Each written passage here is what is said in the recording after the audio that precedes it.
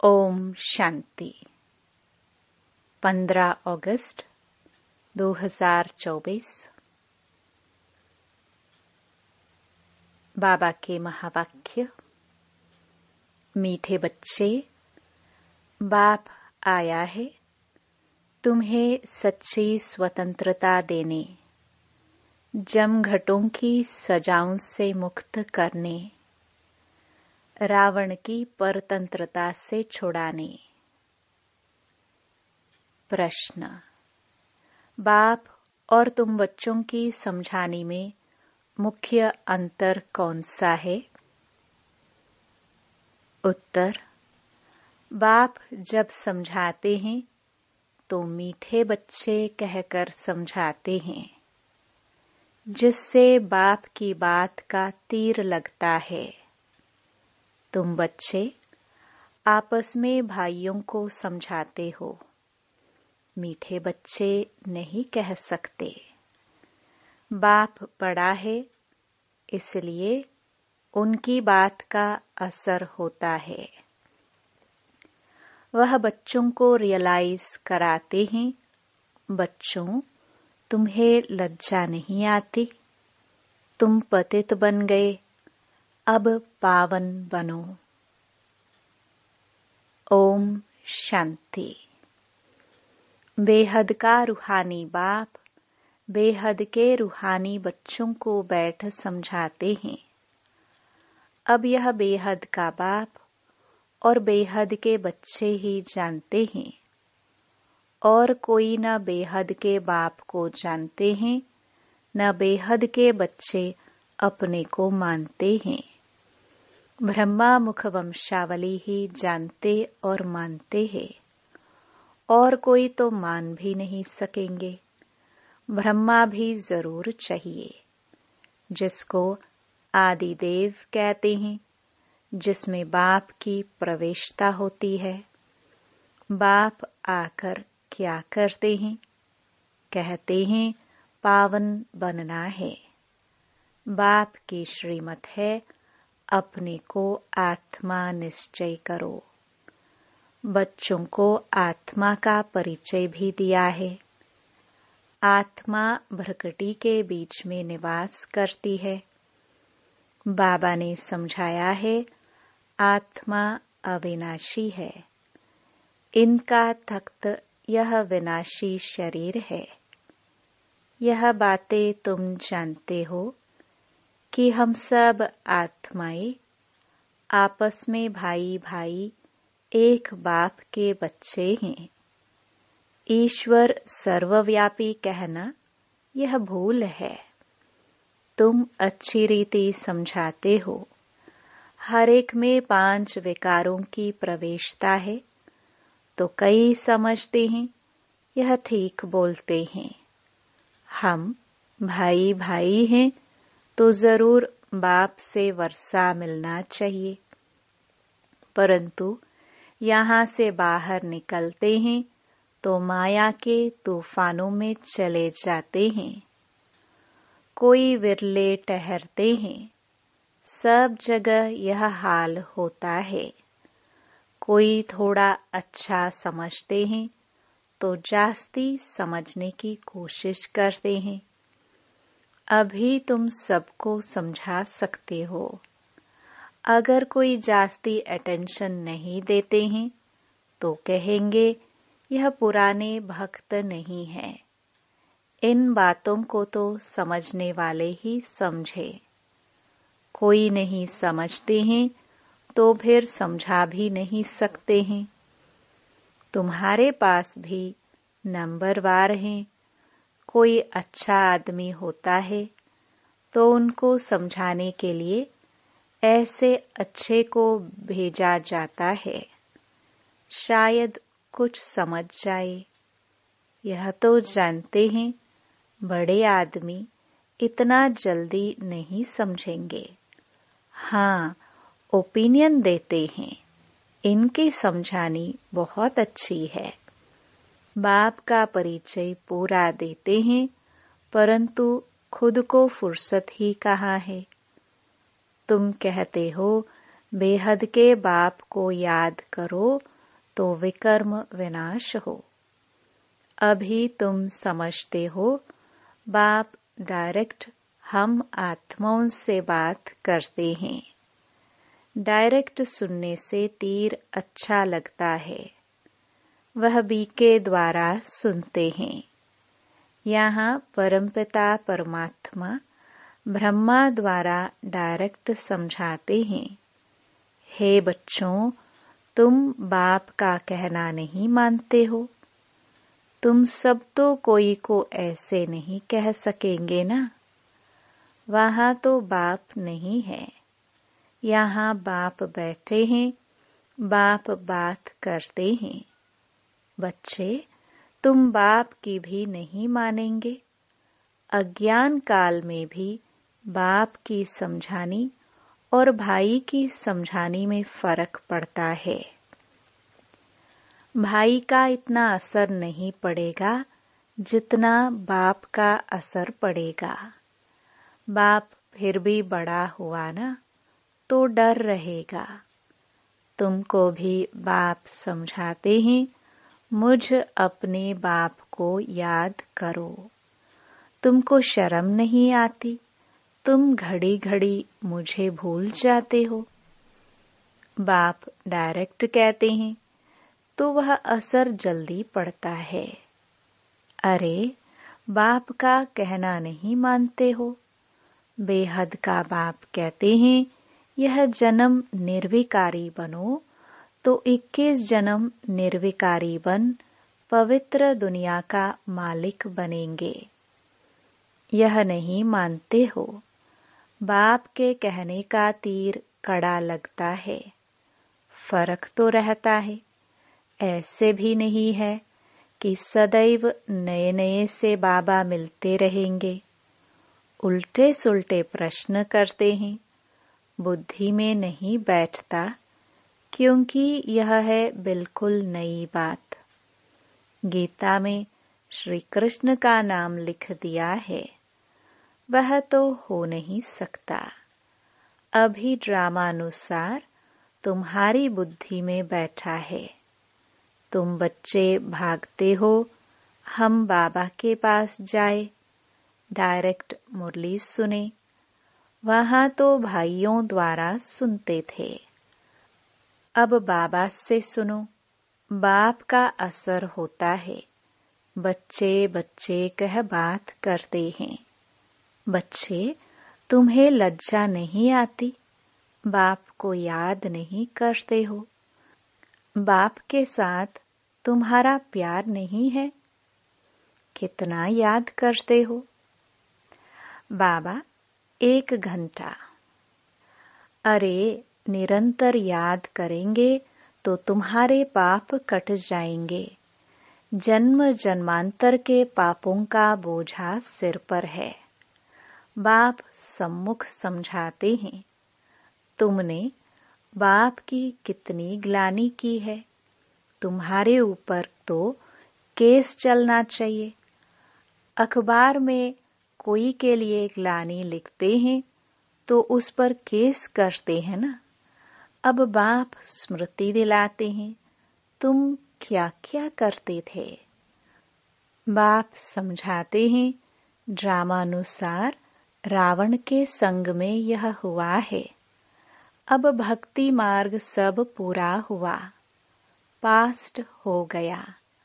बीच में कोई रोकने वाला तो होता नहीं। दिन प्रतिदिन उतरते उतरते तमो प्रधान बुद्धि बुद्धू हो जाते हैं। जिसकी पूजा करते हैं उनको ठिक्कर भित्तर में कह देते हैं। इसको कहा जाता है बेहद की बेसमझी। बेहद के बच्चों की बेहद की बेसमझी। एक तरफ शिव बाबा की पूजा करते हैं, दूसरे तरफ उस बाप को ही सर्वव्यापी कहते हैं। अभी तुमको स्मृति आई है इतनी बेसमझी की जो बाप की ग्लानि कर दी है। अब तुम बच्चों ने समझा है तो अब पुरुषार्थ कर रहे हो बेगर टू प्रिंस बनने का। श्री कृष्ण सतयुग का प्रिंस, उनके लिए फिर कहते 16,108 रानियां थी, बच्चे थे। अभी तुमको तो लज्जा आएगी। कोई पाप करते हैं तो भगवान के आगे कान पकड़कर कहते हैं, हे भगवान, बड़ी भूल हुई, रहम करो, क्षमा करो। तुमने कितनी बड़ी भूल की है। बाप समझाते हैं, ड्रामा में ऐसा है, जब ऐसे बनो तब तो मैं आऊं। अब बाप कहते हैं, तुमको सब धर्म वालों का कल्याण करना है। बाप जो सबकी सद्गति करते हैं, उनके लिए सब धर्म वाले कह देते हैं, सर्वव्यापी है। यह कहाँ से सीखे? भगवानुवाच, मैं सर्वव्यापी नहीं हूँ। तुम्हारे कारण औरों का भी ऐसा हाल हो गया है। पुकारते हैं, हे पतित पावन, परंतु समझते नहीं हैं। हम जब पहले पहले घर से आए तो पतित थे क्या? देह अभिमानी बनने के कारण पतित बने। कोई भी धर्म वाला आए, उनसे पूछना है, परमपिता परमात्मा का तुमको परिचय है? वह कौन है? कहाँ निवास करते हैं? तो कहेंगे ऊपर में, या कहेंगे सर्वव्यापी है। बाप कहते हैं, तुम्हारे खातिर सारी दुनिया चट खाते में आ गई है। निमित्त तुम बने हो। सबको समझाना पड़ता है। भल ड्रामानुसार होता है, परंतु तुम पतित तो बन गए ना। सभी पापात्माएं हैं, अब पुण्य आत्मा बनने के लिए पुकारते हैं। सब धर्म वालों को मुक्ति धाम घर में जाना है, वहाँ पवित्र हैं। यह भी ड्रामा बना हुआ है, जो बाप आकर समझाते हैं। यह ज्ञान सब धर्मों के लिए है। बाबा के पास समाचार आया था। किसी आचार्य ने कहा, आप सबको आत्मा में परमात्मा समझ नमस्कार करता हूँ। अब इतने सब परमात्मा है क्या? कुछ भी समझ नहीं। जिन्होंने भक्ति जास्ती की है, वह ठहरते नहीं हैं। सेंटर्स में भी कोई कितना समय ठहरते हैं। इससे समझना चाहिए कि भक्ति कम की है, इसलिए ठहरते नहीं हैं। फिर भी जाएंगे कहाँ? दूसरी कोई हट्टी तो है नहीं। ऐसी क्या युक्ति रचे जो मनुष्य जल्दी समझ ले? अभी तो सबको पैगाम देना है। यह कहना है कि बाप को याद करो। तुम ही पूरा याद नहीं कर सकते हो तो तुम्हारा तीर कैसे लगेगा? इसलिए बाबा कहते हैं, चार्ट रखो। मुख्य बात है ही पावन बनने की। जितना पावन बनेंगे, उतना नॉलेज धारण होगी, खुशी भी होगी। बच्चों को तो बहुत खुशी होनी चाहिए। हम सबका उद्धार करें। बाप ही आकर सद्गति करते हैं। बाप को तो गम और खुशी की बात ही नहीं। यह ड्रामा बना हुआ है। तुमको तो कोई गम नहीं होना चाहिए। बाप मिला है और क्या, सिर्फ बाप की मत पर चलना है। यह समझानी भी अब मिलती है, सतयुग में नहीं मिलेगी। वहाँ तो ज्ञान की बात ही नहीं। यहाँ तुमको बेहद का बाप मिला है तो तुमको स्वर्ग से भी जास्ती खुशी होनी चाहिए। बाप कहते हैं विलायत में भी जाकर तुमको यह समझाना है। सभी धर्म वालों पर तुमको तरस पड़ता है। सभी कहते हैं हे भगवान रहम करो, ब्लिस करो, दुख से लिबरेट करो, परंतु समझते कुछ नहीं। बाप अनेक प्रकार की युक्तियां बतलाते हैं। सबको यह बतलाना है कि तुम रावण की जेल में पड़े हो।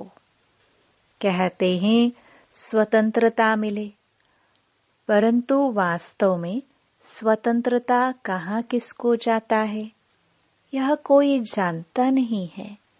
रावण की जेल में तो सब फंसे हुए हैं। अभी सच्ची स्वतंत्रता देने के लिए बाप आए हैं, फिर भी रावण की जेल में परतंत्र होकर पाप करते रहते हैं। सच्ची स्वतंत्रता कौन सी है यह मनुष्यों को बतलाना है। तुम अखबार में भी डाल सकते हो। यहाँ रावण के राज्य में स्वतंत्रता थोड़ी है। बहुत शॉर्ट में लिखना चाहिए, जास्ती तिक तिक कोई समझ ना सके। बोलो तुमको स्वतंत्रता है कहाँ? तुम तो रावण की जेल में पड़े हो। तुम्हारा विलायत में आवाज होगा तो फिर यहाँ झट समझ जाएंगे। एक दो पर घेराव करते रहते हैं तो यह स्वतंत्रता हुई क्या? स्वतंत्रता तो तुमको बाप दे रहे हैं। रावण की जेल से स्वतंत्र कर रहे हैं। तुम जानते हो वहाँ हम बड़े स्वतंत्र, बड़े धनवान होते हैं। किसकी नजर भी नहीं पड़ती। पीछे जब कमजोर बने तब सबकी नजर पड़ी तुम्हारे धन पर। मोहम्मद गजनवी ने आकर मंदिर को लूटा तो तुम्हारी स्वतंत्रता पूरी हो गई। रावण के राज्य में परतंत्र बन गए। अभी तुम पुरुषोत्तम संगम युग पर हो। अभी सच्ची स्वतंत्रता को पा रहे हो। वह तो स्वतंत्रता को समझते ही नहीं, तो यह बात भी युक्ति से समझानी है। जिन्होंने कल्प पहले स्वतंत्रता पाई है वही मानेंगे। तुम समझाते हो तो कितना आर्ग्यू करते हैं। जैसे बुद्धू टाइम वेस्ट करते हैं तो दिल नहीं होती है बात करे। बाप आकर स्वतंत्रता देते हैं। रावण की परतंत्रता में दुख बहुत है, अपरम अपार दुख है। बाप के राज्य में हम कितना स्वतंत्र होते हैं। स्वतंत्रता उसको कहा जाता है जब हम पवित्र देवता बनते हैं तो रावण राज्य से छूट जाते हैं। सच्ची स्वतंत्रता बाप ही आकर देते हैं। अभी तो पराये राज्य में सब दुखी हैं। स्वतंत्रता मिलने का यह पुरुषोत्तम संगम युग है। वह तो कहते फॉरेन गवर्नमेंट गई तो हम स्वतंत्र बने। अब तुम जानते हो जब तक पावन नहीं बने हैं तब तक स्वतंत्र नहीं कहेंगे। फिर झमगटों की सजाएं खानी पड़ेगी। पद भी भ्रष्ट हो जाएगा। बाप आते हैं घर ले जाने। वहाँ सब स्वतंत्र होते हैं। तुम सब धर्म वालों को समझा सकते हो। तुम आत्मा हो, मुक्ति धाम से आए हो पाठ बजाने, सुख धाम से फिर दुख धाम में तमो प्रधान दुनिया में आ गए हो। बाप कहते हैं तुम मेरी संतान हो, रावण की थोड़े ही हो। मैं तुमको राज्य भाग्य देकर गया था। तुम अपने राज्य में कितने स्वतंत्र थे। अब फिर वहां जाने के लिए पावन बनना है। तुम कितने धनवान बनते हो। वहां तो पैसे की चिंता नहीं होती है। भल गरीब हो फिर भी पैसे की चिंता नहीं, सुखी रहते हैं। चिंता यहाँ होती है। बाकी राजधानी में नंबरवार पद होते हैं।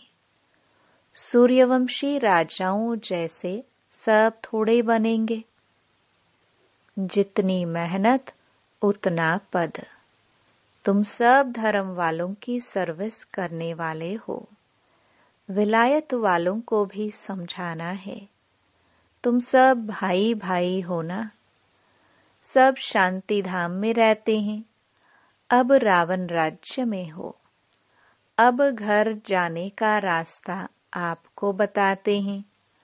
अपने को आत्मा समझ मुझे याद करो। कहते भी हैं भगवान सबको लिबरेट करते हैं, परंतु यह नहीं समझते कि कैसे लिबरेट करते हैं। बच्चे कहाँ मूंछ पड़ते हैं तो कहेंगे बाबा हमको लिबरेट कर, अपने घर ले चलो।